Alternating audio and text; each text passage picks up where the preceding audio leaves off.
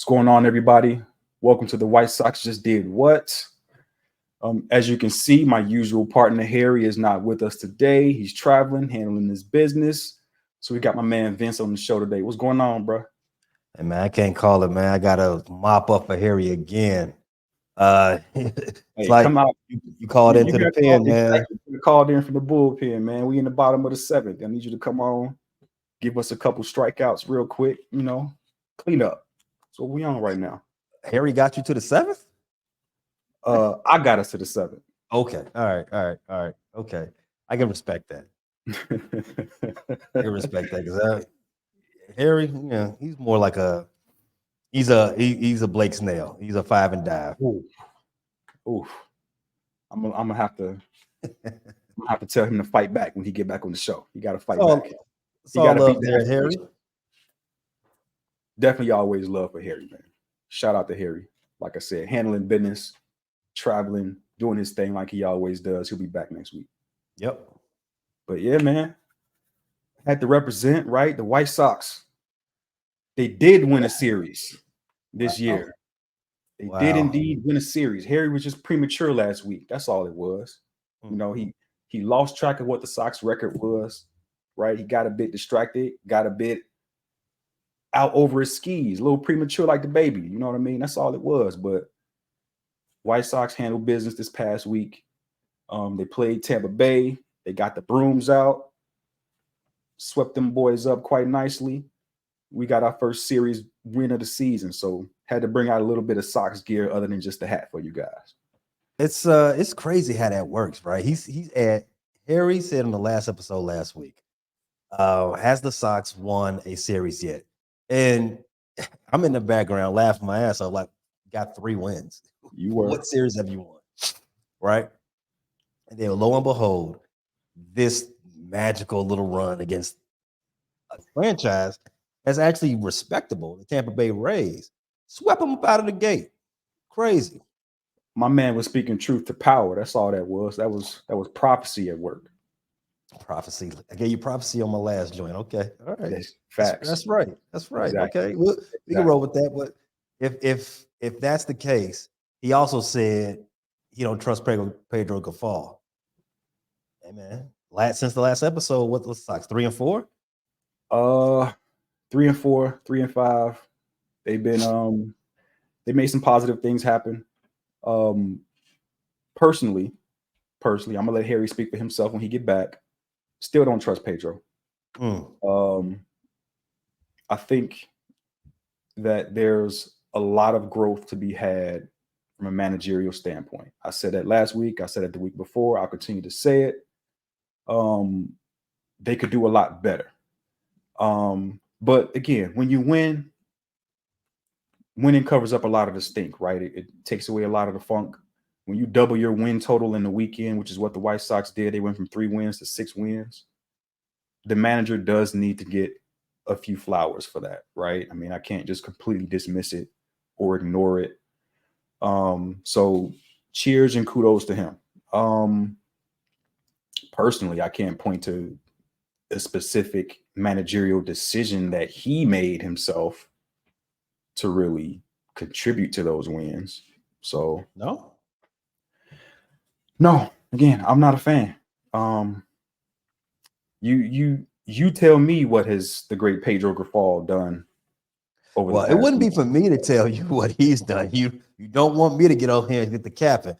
Look, listen, like I said, I can't point to anything specifically that he's done from the managerial side of things to get this 3-game stretch that they were on for their series sweep of Tampa Bay. Not a fan. Still don't trust Pedro. Kudos. You got to win. Still don't trust you. What would he have to do for you to earn your trust? Oh man, I don't want to say nothing. I don't want to just be that guy to say nothing, right? But what he would really have to do, what I would really need to see is, and I'm not just going to say he needs to just go on like a 15-game winning streak, right? That's unrealistic. Let's be honest. That's unrealistic that's going to happen. what I would say he needs to do is he needs to actually show that he's building something, building something from a discipline standpoint, right? This team still is undisciplined. Defense is what we want it to be and hope would be part of their calling card. I don't see it, right? I still don't see a consistent level of defense that you can rely upon with this group. So those are definitely things that I would need to see improve. I want to see growth from players that are struggling. Now, that's not all that you can't put all of that at the feet of the manager, right? A guy's not swinging the bat properly. That can't just be the manager's fault. It can't just be the hitting coach's fault, right? Baseball is a difficult sport. So there's individual accountability there that has to be taken into consideration, right? If Andrew Vaughn is swinging a cold bat, Andrew Vaughn has a lot of self-reflecting and course correcting to do on Andrew Vaughn's part. Pedro Grifol can't go out there and swing it for him, right? But from a leadership standpoint, from a keeping the rig on the road standpoint, from making sure that everybody's pulling the rope in the same direction, that they're remaining disciplined, that they aren't just scattering about.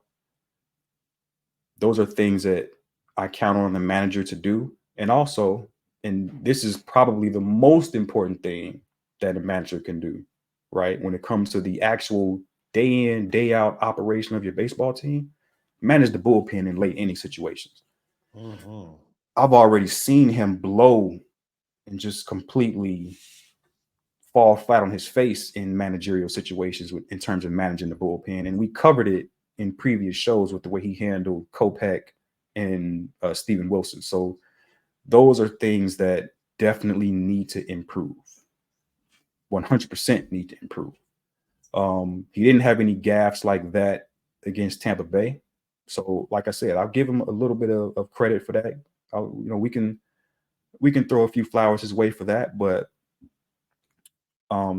Pedro's got some work to do for me to really be like, okay, I'm rocking with you, Pedro Grifol. He's got a long way to go. So when you ask me, what does he have to do to earn my trust? I'm not voting for Pedro anytime soon. What about the batting lineup? Where he places players, has that changed up in the last week, in the last 8 games? And if so, could you say that created a spark? Because the Sox are scoring runs now. They haven't been shut out in the last 8 games.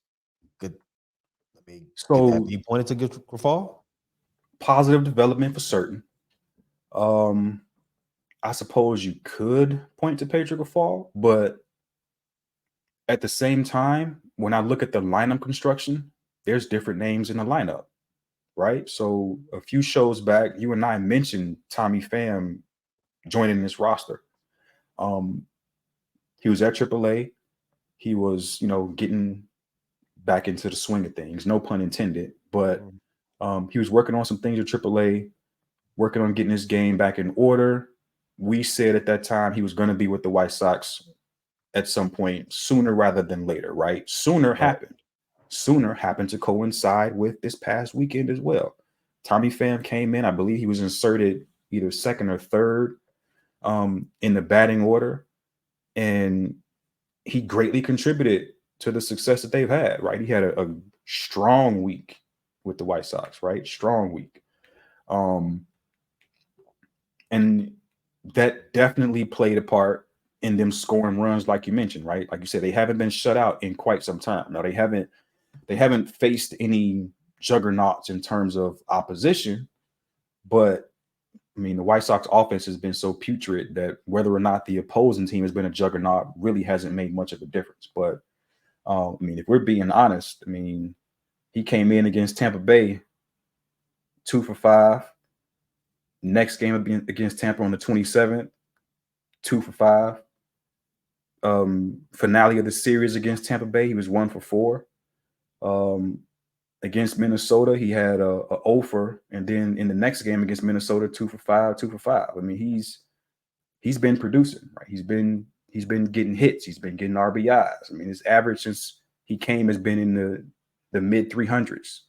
So Tommy Pham has definitely been an offensive improvement, and his placement in the lineup has definitely shown that. right? I mean, it's pushed other guys who aren't hitting down, which Harry and I discussed previously as well. Where are you going to bat some of these guys that are barely hitting their weight or not even hitting their weight, not even hitting close to their weight? So Tommy Pham has contributed in that department.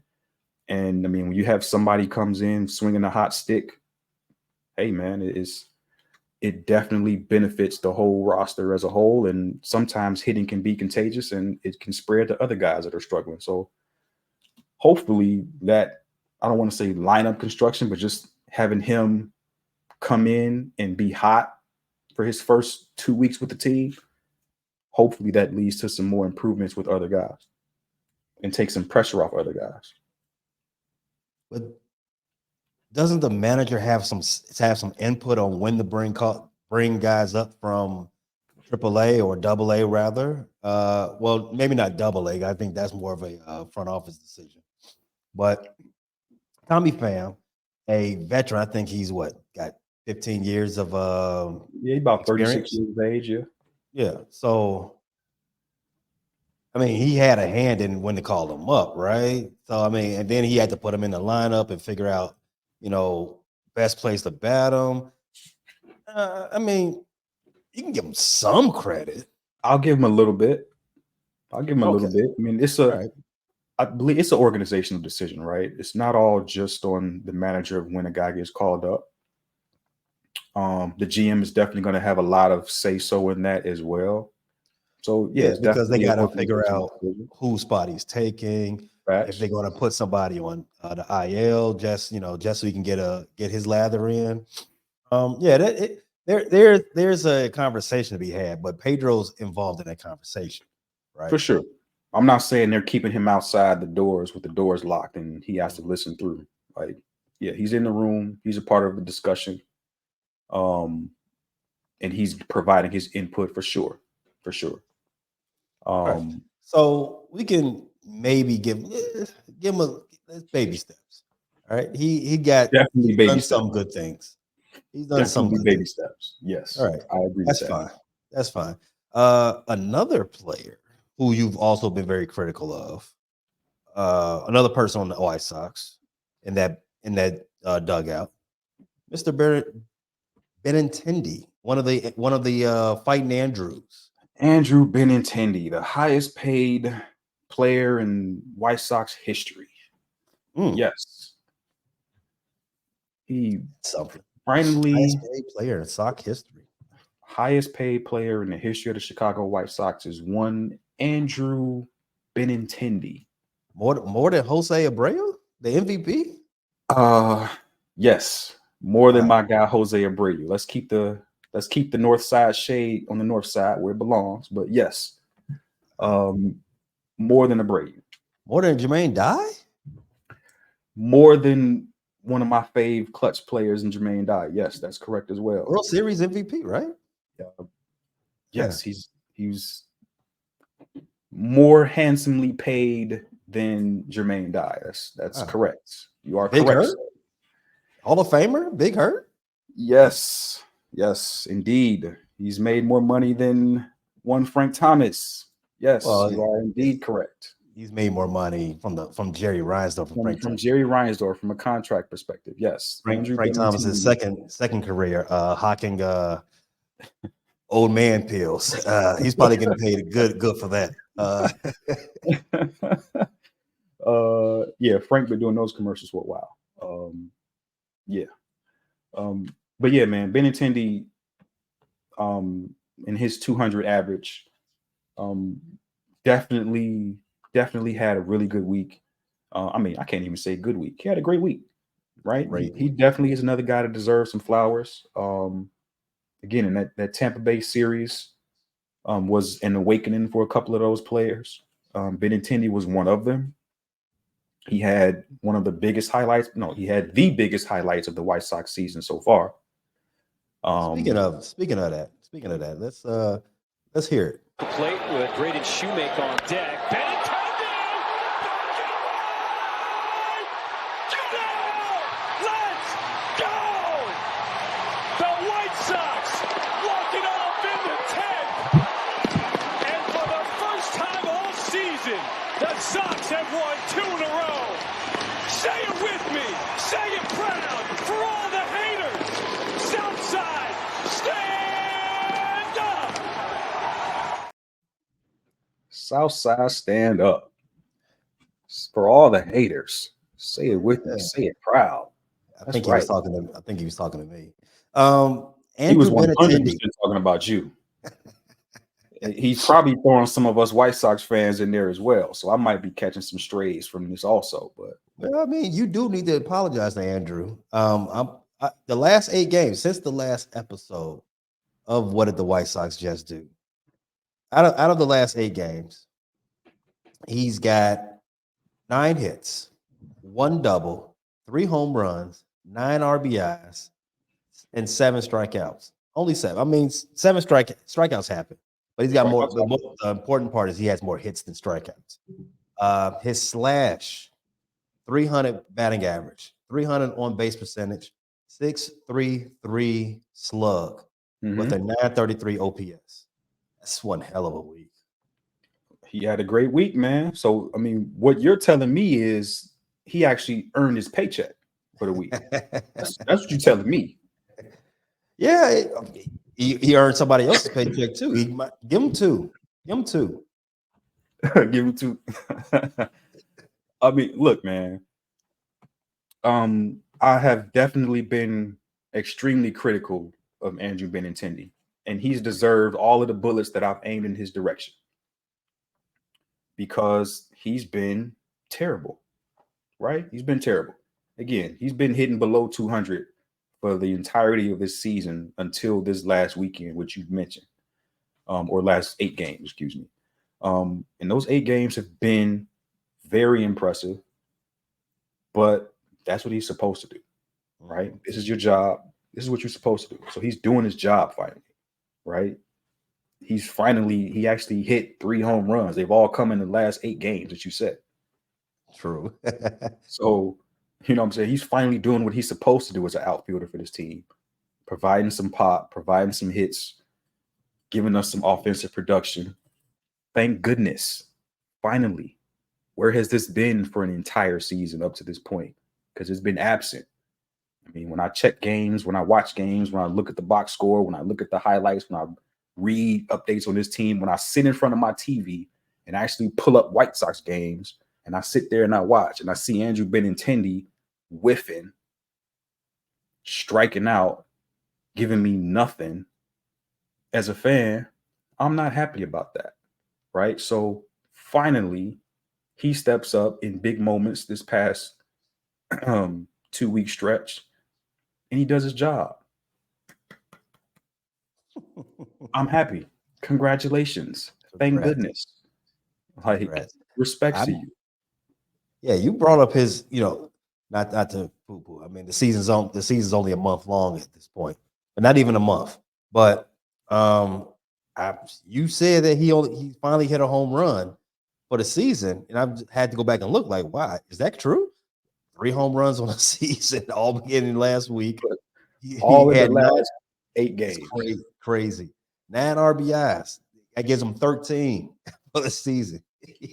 Wow. Listen, man. Listen. Like I just said, 3 home runs. 2 of those home runs came against Tampa Bay in the game that he hit the walk-off in the bottom of the 10th. True. Right? So that's 2 of the home runs right there. Like, come on, man. This guy, he deserves his flowers for his performance in recent weeks, right? He definitely does. Just 1 week, not recent weeks. Just 1. 1 week, excuse me. So kudos and credit to him, right? But this is sports. The business of sports is you are what you repeatedly do. You're only as good as your last game. So continue to perform at this level, and you won't see any more bullets from me. Like I would love to holster the weapons, right? I would love to stop shooting at players who play for the team that I'm supposed to be supporting, right? That I take my kids to the ball games to watch. Mm-hmm. I would prefer these guys go out and perform at a high level rather than stink up the field and underperform. And again, when you are hitting 165, 185, 170, 208. Come on, man. Like, you can't sustain a major league offense when this is the performance that you're putting forward in the perfect. Like, no. So kudos to him, credit to him. We'll throw a couple rose petals out there for him. He deserves it for the walk-off because the walk-off was hype. We'll get into how hype that walk-off got certain announcers for the White Sox here coming up very quickly. Yeah, let's talk about that, man. Yeah, you need to hear that again because that was what caught me. I mean, run it back because it was I love it. It was a great turn on the ball from Andrew, but yeah, the call was amazing. Slate with Braden Shoemake on deck.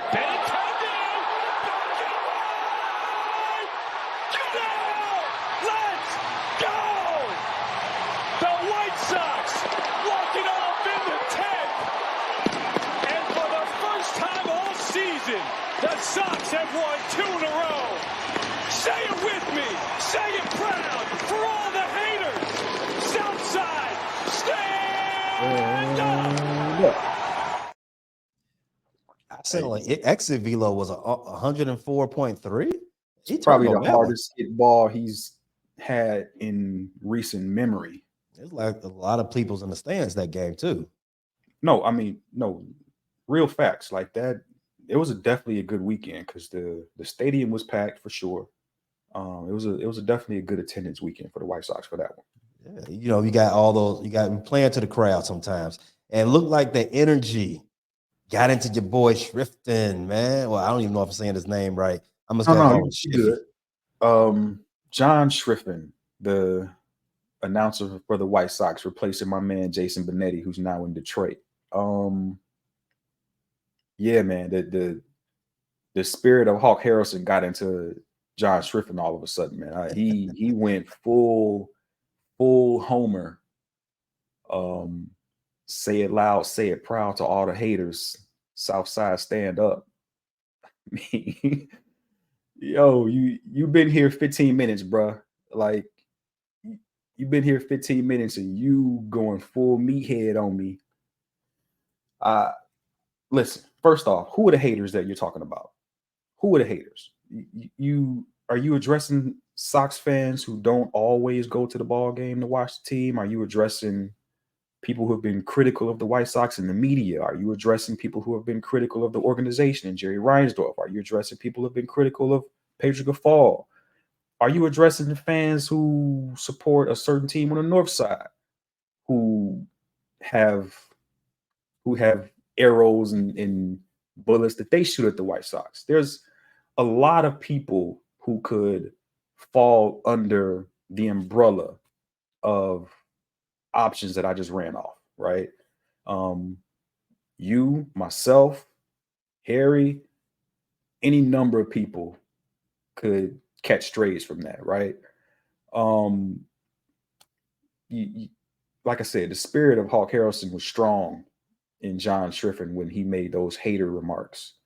I need him to calm down a little bit, right?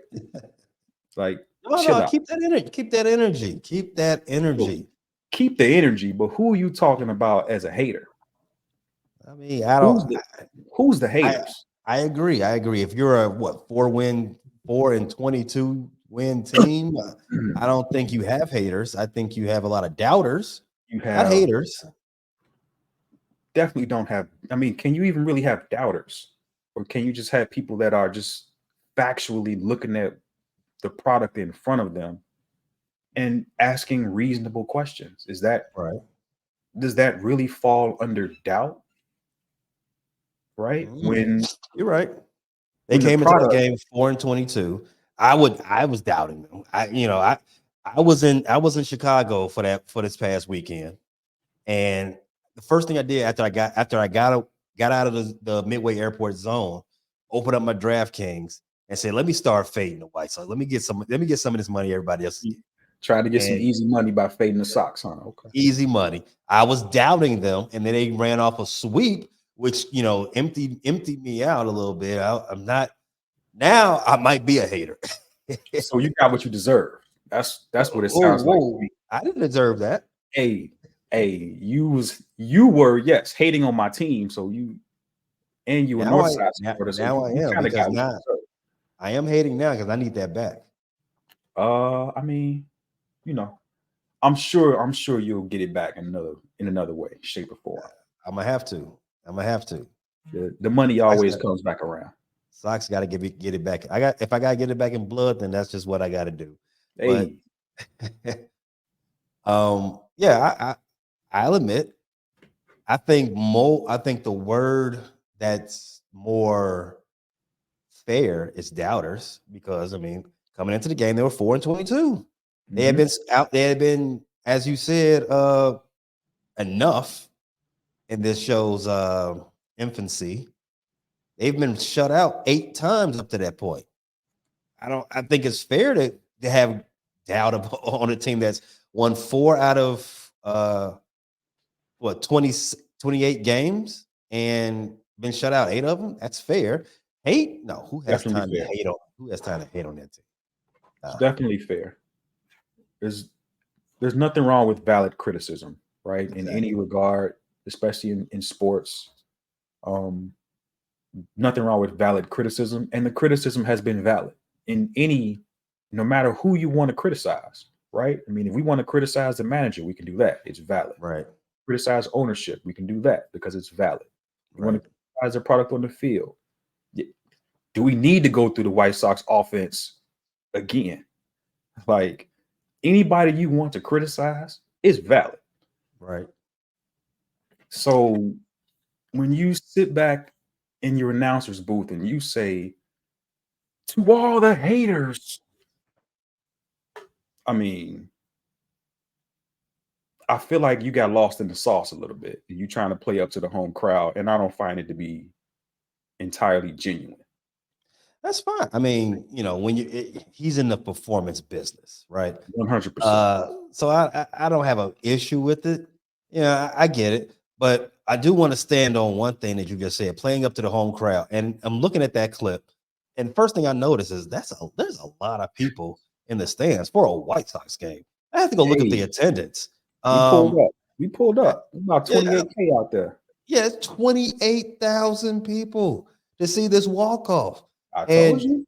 why didn't they come back the next game? Why didn't they come at the game after that? I find it curious. 28,000 on the walk off. Huh. Was there they have Dollar Dog Night there that day or something like that? There actually was a promotion. I mean, Here we go. there was a promotion involved, but that's neither here nor there. It don't matter what the promotion was. It's irrelevant.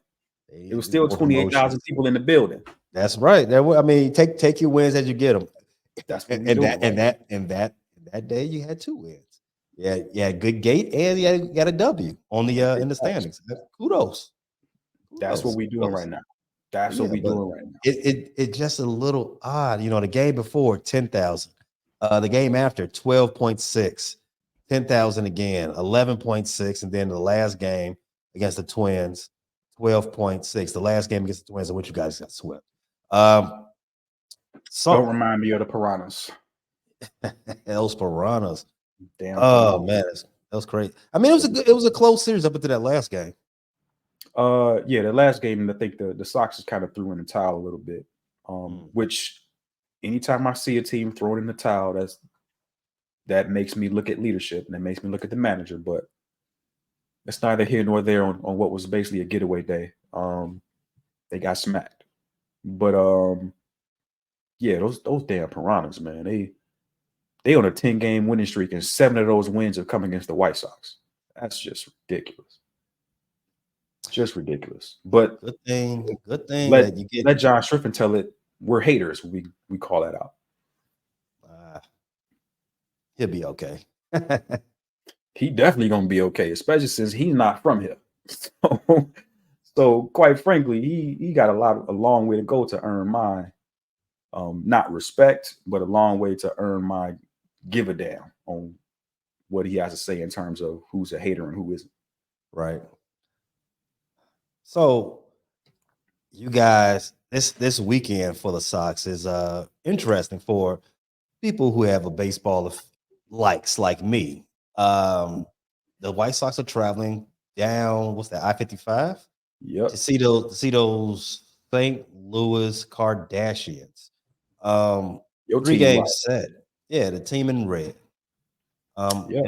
And then you all are gonna turn right around and go back to Florida and see those Rays that you just swept. Mm-hmm. So 6-game road trip. How do you think your team fares with this? That you got Tommy Pham and some other good vibes going. Well, I don't know if you still had those good vibes just getting swept, but how you feeling? I mean, neither one of these teams are world beaters. The Cardinals are in the basement of their division. You just swept the Rays, and they're under 500 as we speak right now. Mm-hmm. So, Split. I mean, in terms of how I'm feeling, I feel good about it, right? I mean, why would I not feel good about it? You know what I mean? Like you just laid out. We just swept Tampa Bay, so there's no reason to not feel good about it.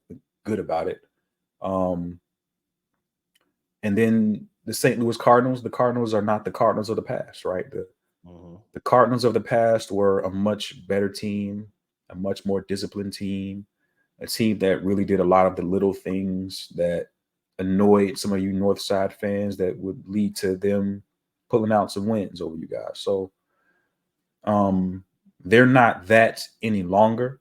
Now, I'm not predicting the White Sox are going to go in there and sweep the Cardinals or put up 8 runs a game on them. I'm definitely not predicting that.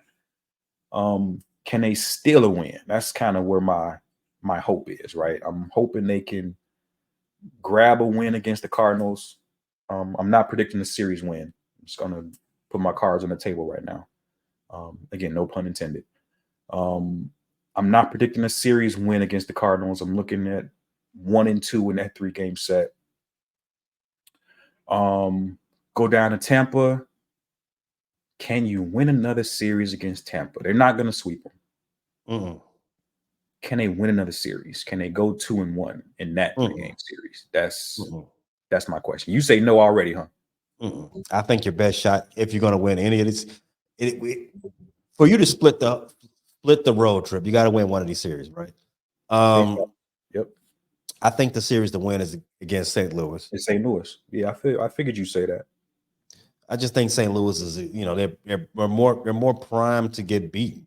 I mean, St. Louis has not shown me that they're good in any facet so far. I mean, Tampa Bay, at least Tampa Bay, they have some structure. They have some organizational structure. I feel like they can bounce back, and maybe getting swept by the White Sox was a wake-up call for them. St. Louis Cardinals, everything you heard about them in the preseason, well, not preseason, but in the offseason, spring training leading up to the season, was all pie in the sky, was all cap. They don't have any leaders in that clubhouse. They don't know what they want to do. They don't have any dogs.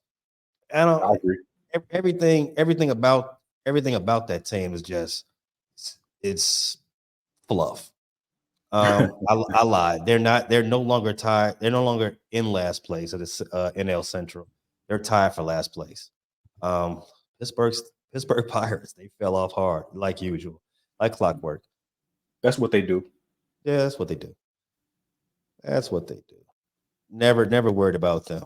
You all, I can see the White Sox winning 2 out of 3 against St. Louis, then losing the series, however you want to do it in Tampa Bay. You feel like 2 wins is good enough out of the 6? Well, I can't say I feel like it's good enough. I just kind of feel like that's what's going to happen. Again, they're not a particularly good road team. They're not a particularly good home team. They're not a particularly good team in any facet of the sport of baseball. The White Sox I'm talking about.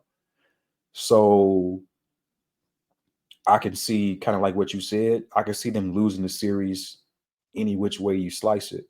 To Tampa or to St. Louis. I can really see that. I'm going to go ahead and say that you actually convinced me, though. So I'm gonna predict the White Sox go to St. Louis, take 2 or 3 from them, go to Tampa, and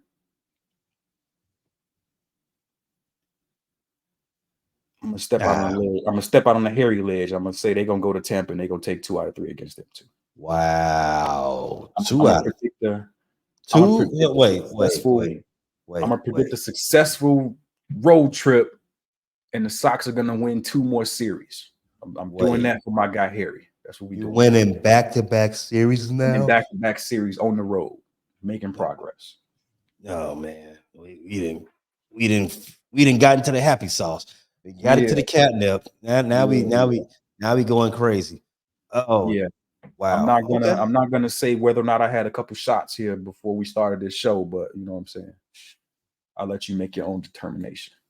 The Pittsburgh Pirates were 9-2 at one point.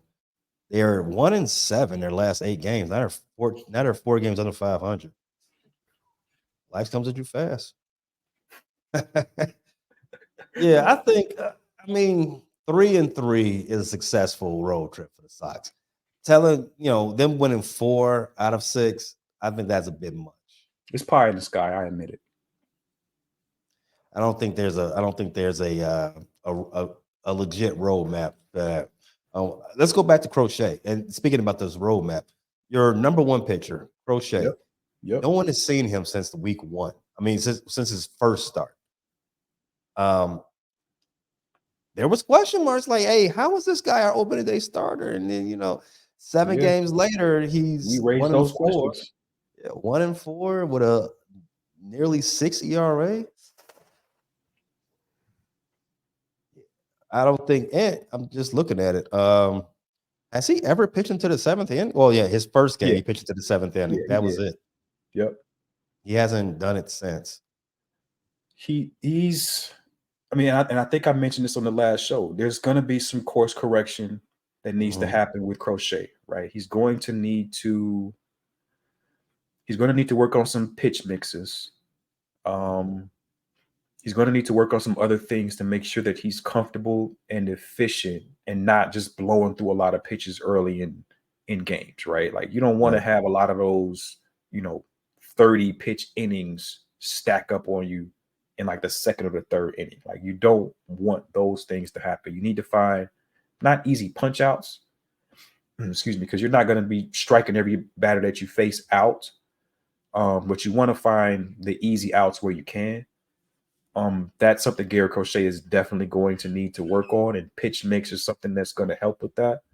Not being super predictable in his pitches, obviously not tipping pitches, and I'm not saying he does that.